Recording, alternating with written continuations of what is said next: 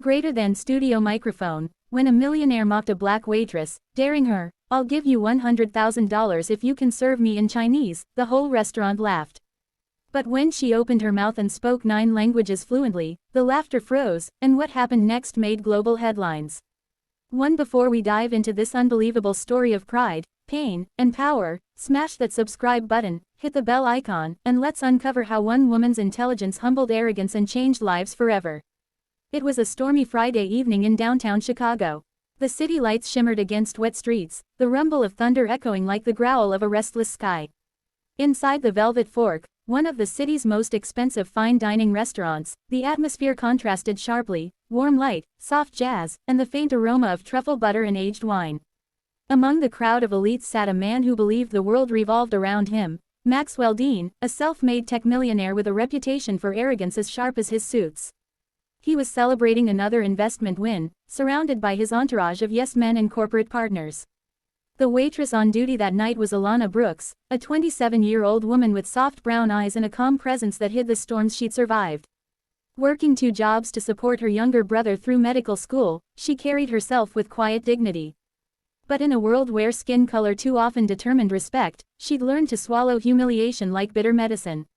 As Alana approached the table, balancing crystal glasses and a bottle of Chateau Margaux, the men's laughter rolled like thunder. Maxwell leaned back, his Rolex glinting under the chandeliers.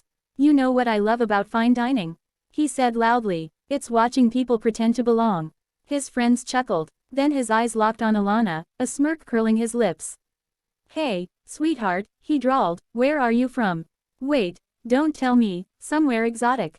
"Jamaica, Nigeria, you've got that accent." "I'm from Atlanta," Alana replied evenly, pouring his wine without flinching. He laughed, slapping the table. "Atlanta? No way, you don't sound like it. Tell you what, if you can serve me in Chinese, I'll give you $100,000. Deal." The table erupted in laughter. Cameras flashed. Someone was already recording. Alana froze for half a second, her heart hammering. She'd been through worse, but something about the sneer in his tone, the way everyone looked at her like she was entertainment, cracked something deep inside. She took a slow breath. Then, with a calm smile that sent chills through the table, she replied, not in English but in fluent Mandarin. "Greater than, Xian Sheng, Nin Yao Dian Shen Mi. Sir, what would you like to order?" The laughter died instantly. Maxwell blinked, confused. Alana didn't stop. She smoothly continued in Mandarin, describing the chef's special duck and the wine pairing with perfect pronunciation. A man at the table muttered, "Wait, that sounded legit." Then Maxwell tried to laugh it off. Okay, maybe you rehearsed that. Big deal." Alana set down his wine, looked him dead in the eyes, and switched languages, this time to French, describing the ingredients with Parisian fluency. Then to Spanish, Arabic, Russian, and Japanese, each one perfect, crisp, and confident. By the time she reached her 9th, Swahili, the restaurant had fallen silent. Maxwell's grin had vanished. The video camera that one of his friends had jokingly turned on was still rolling, capturing every second of it. And what no one realized was that clip would soon explode across the internet. But that was just the beginning. Because Alana wasn't just a waitress, she was something far greater. When Alana clocked out that night, she didn't feel powerful. She felt tired. The adrenaline was wearing off, and all she wanted was a shower and sleep. She didn't even think much about the millionaire's humiliation. She'd seen men like him her entire life, men who wore wealth like armor but used it as a weapon. But when she woke up the next morning, her phone was buzzing uncontrollably. Dozens of messages, notifications, missed calls. "Girl, you're viral," texted her best friend, Jada. Confused, Alana opened her social media, and froze. The video of her speaking 9 languages had been uploaded with the caption. Meanwhile, Maxwell was being roasted online, memes, parodies, hashtags mocking his arrogance. His PR team scrambled, issuing statements about misunderstanding and good humor, but the internet wasn't buying it. Sponsors began backing out. As for Alana, her quiet life was flipped upside down. Journalists wanted her story. Linguistic institutes reached out. She got calls from universities, foreign ministries, even the UN language department. But beneath the viral fame was a story no one knew. Alana had learned her languages out of survival. Her mother, Cynthia Brooks, had been a linguist and humanitarian who traveled the world for aid missions. Alana had grown up across continents: Kenya, Japan, Brazil, France. Her father, a U.S. soldier, had died in active duty when she was 8, and her mother raised her alone, teaching her that language is power, the bridge between worlds. When Cynthia passed away suddenly from illness when Alana was 17, she and her little brother, Malik, were left with nothing but debt and memories. Alana dropped out of college to work, doing whatever it took to keep Malik in school. She never bragged about her skills. Never expected anything from anyone. So when the world suddenly crowned her a genius waitress, she didn't know how to feel. Until she received a message from someone unexpected. The message came from Maxwell himself. Greater than, meet me. I owe you a debt. Alana almost deleted it, but something told her this wasn't just about an apology. They met at the same restaurant, a week later. The city was buzzing with her name, and paparazzi lurked outside. But inside, it was just the two of them at a quiet corner table. Maxwell looked different, less polished, more human. He didn't speak at first. Then he slid an envelope across the table. Inside is $100,000, he said simply. I meant what I said that night. You earned it. Alana didn't touch it. I didn't do it for money, she said. He nodded slowly. I know. That's why you deserve more than that. Then he told her the truth. Maxwell hadn't always been a millionaire. He'd grown up in poverty, raised by a single mother who cleaned houses. But in his climb to success, he'd buried that part of himself, ashamed of it. When I saw you, he admitted, it reminded me of who I used to be, and how far I've drifted from being grateful. He paused, eyes glassy. That night, you didn't just embarrass me, you woke me up. Maxwell offered something else, a partnership. He was launching a global education foundation, and he wanted Alana to lead a language scholarship for underprivileged kids worldwide. I want to fund thousands of students, to give them the gift you have. Alana hesitated. She'd been burned by promises before. But when she saw the sincerity in his eyes, she agreed, with one condition: she'd control the program, and every dollar would go to real students. Months later, the Brooks Dean Foundation for Language Equality was born. It provided free online language learning programs for kids in Africa, Asia, and poor American neighborhoods. Within a year, tens of thousands were enrolled. Maxwell's reputation transformed, not through PR tricks, but through genuine redemption. And Alana, she became an international advocate, speaking at conferences, teaching that language breaks barriers of color, class, and culture. But one moment remained the most powerful. During an event at the United Nations, a journalist asked, Alana, after all that's happened, do you forgive him? She smiled softly. Forgiveness isn't about excusing the past. It's about building a future where we don't repeat it. The audience rose in a standing ovation. And that night, as cameras flashed, Alana looked into one and said directly, greater than, to every person who's been underestimated, remember, your worth isn't measured by how others treat you, but by how you rise when they try to break you. Greater than studio microphone. If this story moved you, imagine how many others need to hear it. Hit that subscribe button, share this video, and let's remind the world, respect has no color, no class, no limit. Malik woke to the hum of fluorescent lights and the soft hiss of ventilation. The FBI safe house smelled like stale coffee and paper files. He sat up slowly, realizing he was still wearing the same hoodie from yesterday, now folded neatly on a chair beside a tray of untouched breakfast. Agent Hawk entered with 2 mugs of coffee. You sleep? Malik shook his head. Barely. You said that guy, Crow, dropped something. Hawk nodded. A microdrive. But it's encrypted, and according to the last trace, it's somewhere near you. Malik frowned. You think he hid it on me? Not on you, Hawk said carefully. Near you. Maybe in something you had. Malik's eyes widened. My backpack. They threw it aside when they tackled me. Within minutes, 2 agents were already scanning the torn bag retrieved from the mall's security office. Inside, between his notebooks and calculator, they found a pen, one Malik didn't recognize. That's not mine, he said. The pen clicked open with a soft mechanical whir, revealing a hollow chamber with a tiny microchip inside. Hawk exhaled. Bingo. Malik leaned forward. So I've been walking around with a federal secret. Not just a secret, Hawk replied. Crow used you to move a data key, coordinates to an offshore weapons transfer. If we hadn't found you, he'd have disappeared clean.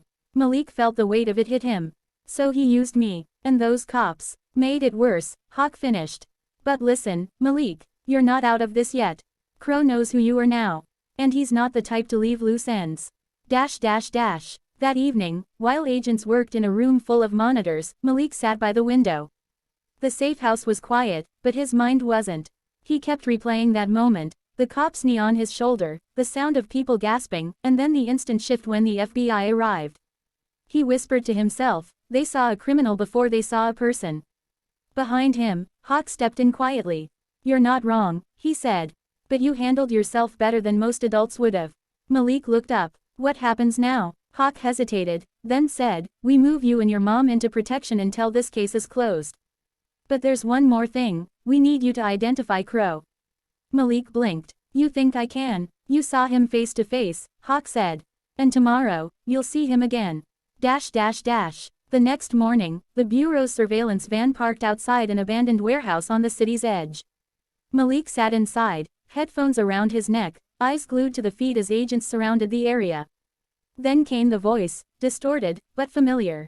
Crows. You shouldn't have let them pull you in, kid. They'll use you same way I did. Malik's heart pounded. He's here. The agents moved. Doors burst open. Shouts filled the air. Seconds later, silence. They dragged Darius Crow out in cuffs, his smirk finally gone. As he passed Malik, he whispered, you think they saved you? Wait till you find out why they were really watching. Malik froze. What's that supposed to mean? Hawk pulled him back. Ignore him. He's trying to rattle you. But Malik couldn't shake it. That question burned through his mind like a fuse. That night, when everyone had left, Malik slipped into Hawk's office. On the desk lay an open folder, Project Ivory, subject, M. Johnson. His own name. His photo. Dated 2 months before the mall incident. He whispered, they were watching me before it even happened. The folder trembled in Malik's hands. His photo was stamped with the words, subject, potential recruit, Operation Ivory. Below it, lines of typed notes. Greater than, observed, exceptional pattern recognition, academic distinction, ethical resilience under social pressure. Recommended for field evaluation via staged encounter. His chest tightened. Staged encounter. He whispered aloud, they planned it. Footsteps echoed behind him. You weren't supposed to see that. Malik turned. Agent Hawk stood in the doorway. No coffee this time, no calm expression, just exhaustion and regret. What is this? Malik demanded, holding up the file. What do you mean, staged encounter? That tackle, all of that was real. I could have been killed. Hawk sighed. It wasn't supposed to happen like that. We set up an observation scenario. We wanted to see how a civilian with your background would react under stress, if you'd stay rational, cooperative, alert. So I was an experiment. Malik's voice cracked. Not an experiment, Hawk said quietly. A test. You have natural instincts, Malik. The Bureau's been running a pilot to identify young talent from communities that usually never get considered. You fit the profile perfectly. Malik slammed the file shut. You watched me get assaulted to test me. You let them throw me on the floor for data. Hawk flinched. We didn't expect local police to interfere that fast. Crow was supposed to stage a theft near you, not collide with you. Things went sideways. Malik spat. My life exploded. My mom cried all night. My face is all over the news, and you're telling me it was planned. The silence that followed was suffocating. Hawk finally said, you have every right to be angry. But the truth is, you impressed us. Your composure, your courage, even when you thought you were in danger. That's why we intervened. That's why I personally took you under protection. Malik shook his head slowly. You didn't protect me. You used me. He stormed past Hawk, but the agent's voice followed him. Malik, you can walk out, or you can take what you've learned and change how this system works from the inside. Outside the safe house, the night air cut through him like glass. Every truth he thought he knew about the last 48 hours had shattered. Tyrell called again. Bro, you alive? They're saying on the news the FBI had you in some witness program. What's going on? Malik hesitated. You ever feel like you're in somebody else's movie, man?